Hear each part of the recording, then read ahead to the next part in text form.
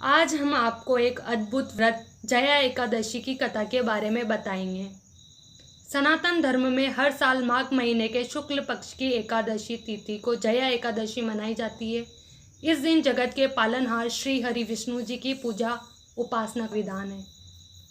पंचांग के अनुसार इस बार 20 फरवरी को जया एकादशी मनाई जाएगी। धार्मिक मान्यता है कि जया एकादशी के दिन विष्णु जी की विधिवत पूजा करने और व्रत रखने से पुण्य फलों की प्राप्ति होती है और जीवन के सभी कष्टों से छुटकारा मिलता है। अजय एकादशी का व्रत करने से सभी पाप नष्ट हो जाते हैं।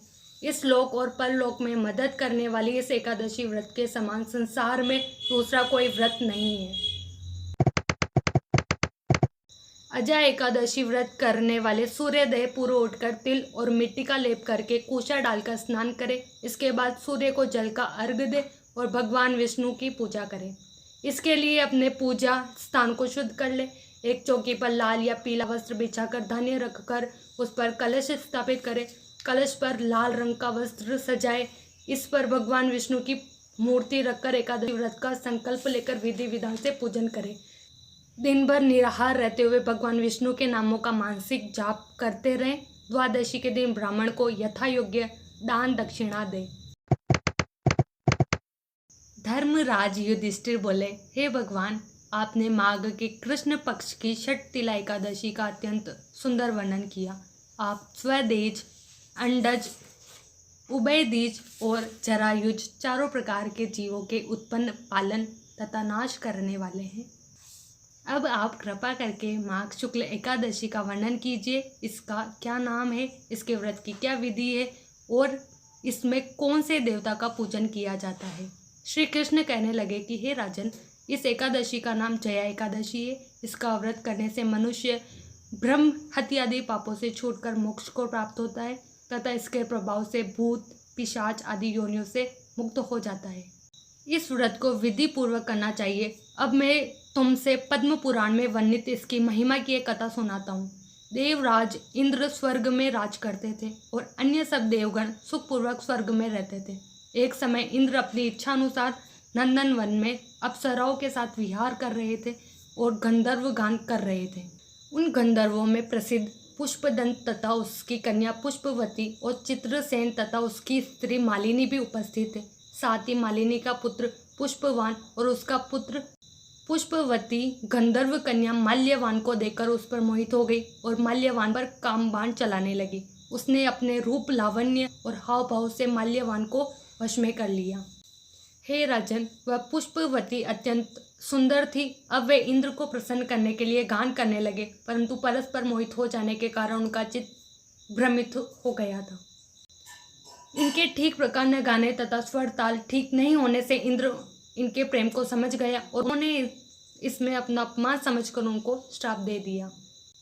इंद्र ने कहा, हे मूर्खों, तुमने मेरी आज्ञा का उल्लंघन किया है, इसलिए तुम्हारा धिक्कार है। अब तुम दोनों स्त्री पुरुष के रूप में मृत्यु लोक में जाकर पिशाच रूप धारण करो और अपने कर्म का फल भोगो। इंद्र का ऐसा श्राप सुनकर वे अत्यंत दुखी हुए और हिमालय पर्वत पर दुखपूर्वक अपना जीवन व्यतीत करने लगे। उन्हें गंध, रस तथा स्पर्श आदि का कुछ भी ज्ञान नहीं था। वहाँ उनको महान दुख मिल रहे थे। उन्हें एक क्षण के लिए भी निंद्रा नहीं आती थी। एक दिन पिशाच ने अपनी स्त्री से कहा कि पिछले जन्म में हमने ऐसे कौन से पाप किए थे जिससे हमको यह दुखदायी पिशाच योनि प्राप्त हुई। इस पिशाच योनि से तो नरक के दुख सहना ही उत्तम है। अतः हमें अब किसी प्रकार का पाप नहीं करना चाहिए। इस प्रकार विचार करते हुए वे अपने दिन व्यतीत कर रहे थे। दैव्य योग से तभी माघ मास में शुक्ल पक्ष की जया नामक एकादशी आई। उस दिन उन्होंने कुछ भी भोजन नहीं किया और न कोई पाप कर्म ही किया। केवल फल फूल खाकर ही दिन व्यतीत किया और सायकाल के समय महान दुख से पीपल के वृक्ष के नीचे बैठ गए। उस समय सूर्य भगवान अस्त हो रहे थे। उस रात को अत्यंत ठंड थी, इस कारण वे दोनों शीत के मारे अति दुखित होकर मृतक के समान आपस में चिपटे हुए पड़े रहे। उस रात्रि को उनको निंद्रा भी नहीं आई। हे राजन, जया एकादशी के उपवास और रात्रि के जागरण से दूसरे दिन प्रभात होते ही उनकी पिशाच छूट गई। अत्यंत सुंदर गंधर्व और अप्सरा की देह धारण कर सुंदर वस्त्राभूषणों से अलंकृत होकर उन्होंने स्वर्ग लोक को प्रस्थान किया। उस समय आकाश में देवता उनकी स्तुति करते हुए पुष्प वर्षा करने लगे। स्वनों ने देवराज इंद्र को प्रणाम किया। इंद्र इनको पहले रूप में देखकर अत्यंत आश्चर्यचकित हुआ और पूछने लगा कि तुमने अपनी पिशाच योनि से किस तरह छुटकारा पाया, सो तब बतलाओ। माल्यवान बोले कि हे देवेंद्र, भगवान विष्णु की कृपा और जया एकादशी के व्रत के प्रभाव से ही हमारी पिशाच देह छूटी है। तब इंद्र बोले कि हे माल्यवान, भगवान की कृपा और एकादशी का व्रत करने से न केवल तुम्हारी पिशाच योनि छूट गई है, वरन हम लोगों के भी वंदनीय हो गए, क्योंकि विष्णु और शिव के भक्त हम लोगों के वंदनीय हैं, अतः आप धन्य हैं। अब आप पुष्पवती के साथ जाकर विहार करो। श्री कृष्ण कहने लगे कि हे राजन युधिष्ठिर, इस जया एकादशी के व्रत से बुरी योनि छूट जाती है। जिस मनुष्य ने इस एकादशी का व्रत किया है उसने मानो सब यज्ञ, जप, दान आदि कर लिए। जो मनुष्य जया एकादशी का व्रत करते हैं वे अवश्य ही 1000 वर्ष तक स्वर्ग में वास करते हैं।